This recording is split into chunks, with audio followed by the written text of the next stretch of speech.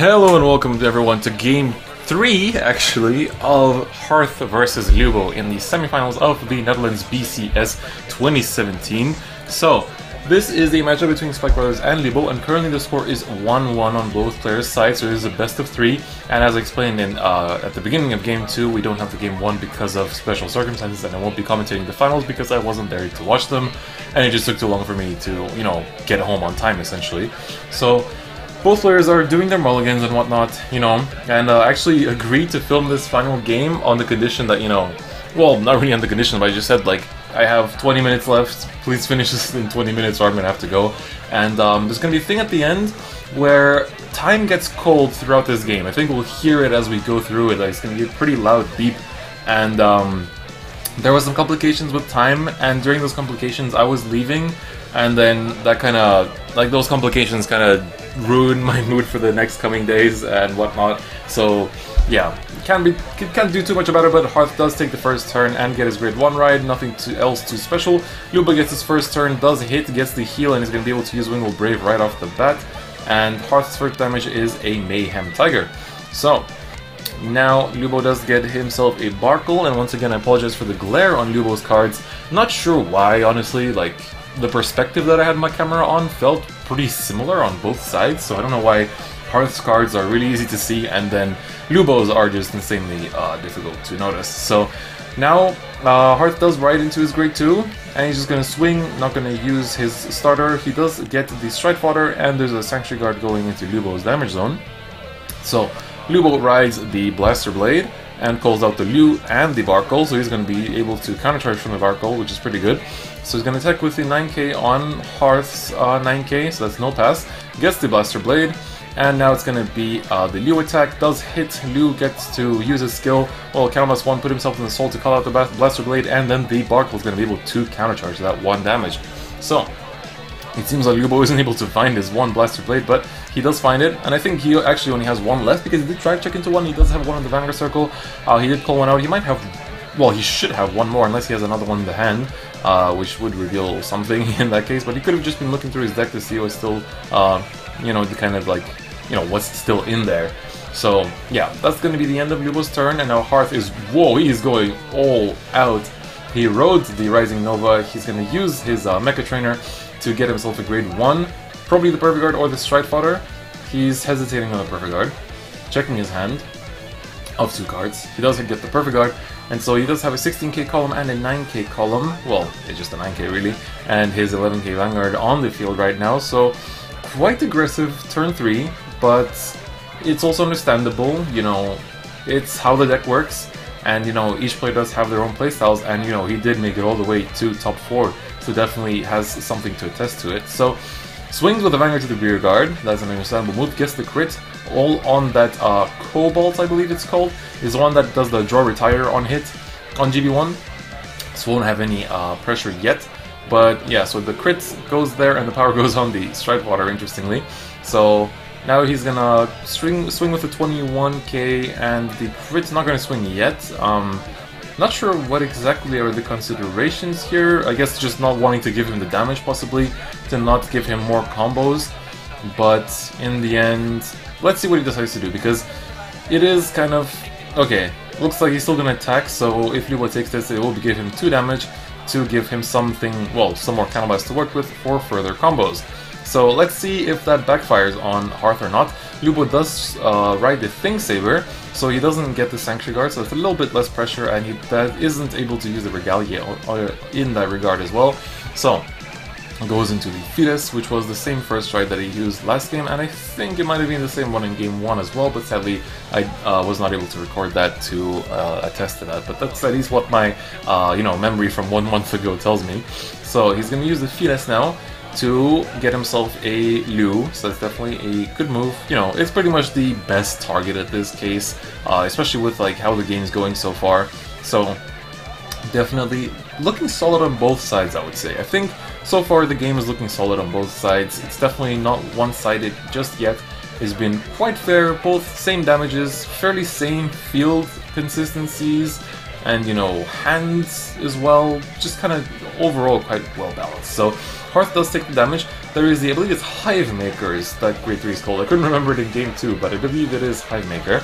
So that is one of the combo pieces you don't really want to be losing in your damage zone, because it does open up a lot of combos for Spike Brothers, a lot of multi-attacking, and a lot of pressure that can end the game just there. So definitely quite cool. So he's gonna perfect this attack from the Vanguard, and Lubo doesn't get any triggers, just 2 of the Soul Blast 1 to draw 1 grade 1 and a Blaster Blade Seeker.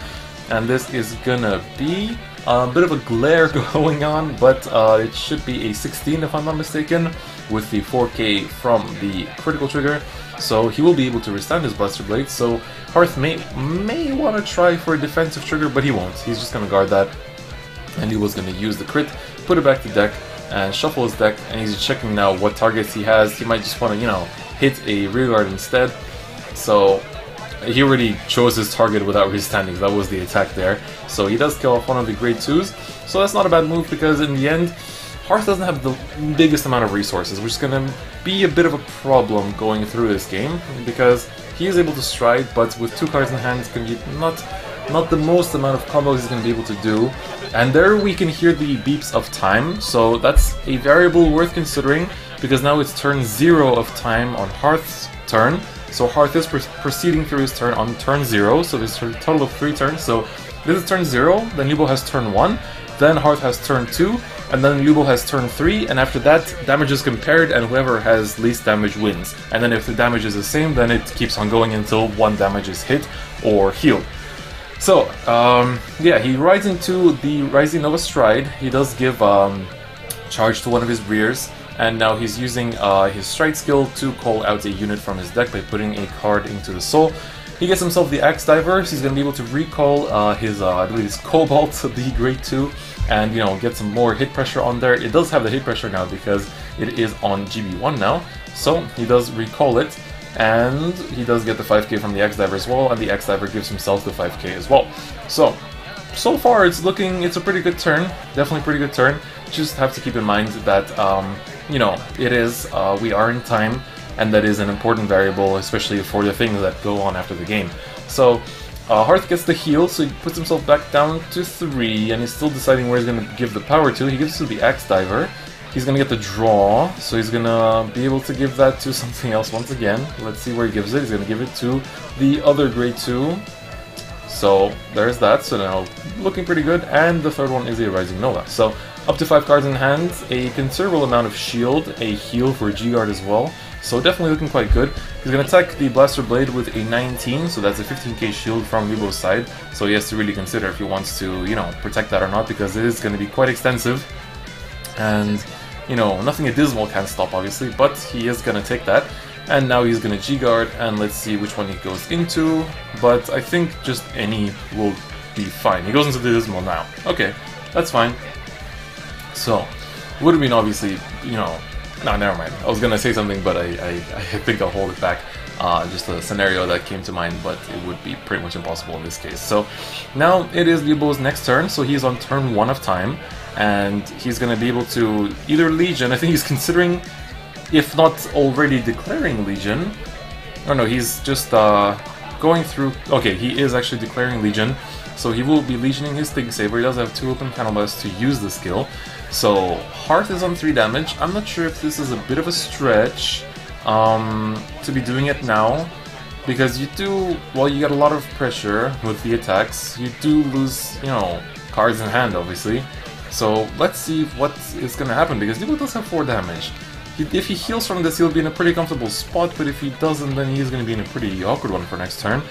So, you know, he's kind of banking this on the Think Saber. I'm not sure, you know, there's a lot of variables going into this, so it's kind of hard to guess exactly what his, you know, train of thought is for this very game. So, Harth does use the maximum. I'm going to put it on the Axe Diver. Gives it the plus 10k from the maximum.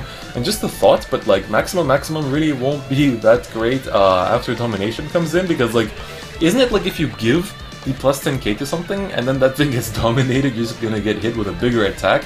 Like, you know, because the maximum he puts back the card to deck at the end of the turn that it used the ability, so you know that plus 10k is gonna stay for domination matchups. So that's like just one of the little thought I had, you know, going into this, considering, you know, the meta of the future really.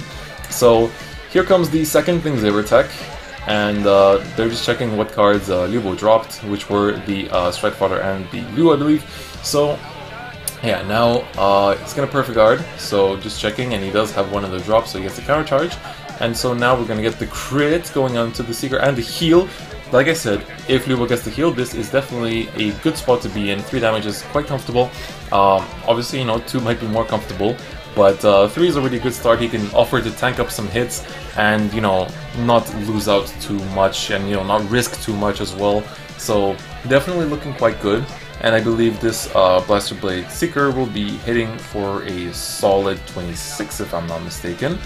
So Lubo is just deciding things, if he wants to give him more counterblast, if he wants to go for that 19k X-Diver, because it's like there's no point actually going into that X-Diver because like it's gonna go back to deck anyway, so that feels like more like bait than anything. So that X-Diver should be returning back to deck, and yeah, Harth did get himself 2 damage from that crit as well. So yeah, he does have 4 damage to work with though. That's a lot of damage for a solid combo. He might go into the G. Yeah, he was going into the GR. I was assuming he would do that because it is a very good move here. He does have all 4 open counterblast, meaning he can afford to pay the 2, I believe, that this one costs, and as well as, you know, just I believe the skill calls out as many units from your deck as you have face-up G units, if I'm not mistaken.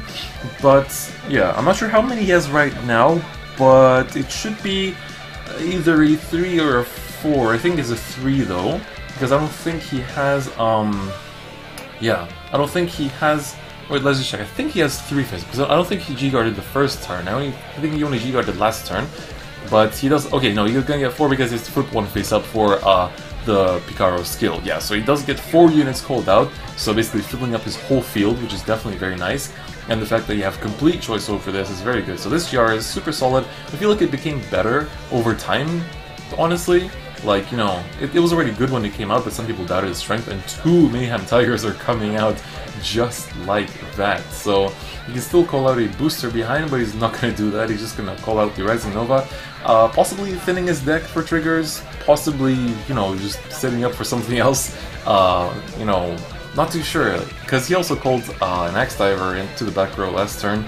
But yeah, so there's a Rising Nova coming through, but I guess there just wasn't any better target, because in the end, like, he can't boost with whatever he calls, so it does make sense to, well, that's me trying to make sense of it, but, you know, I feel like the best answer you'll get is from the player himself.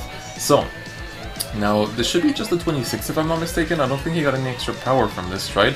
And now Lubo is checking the Mayhem Tigers because these will be 2 problematic boys.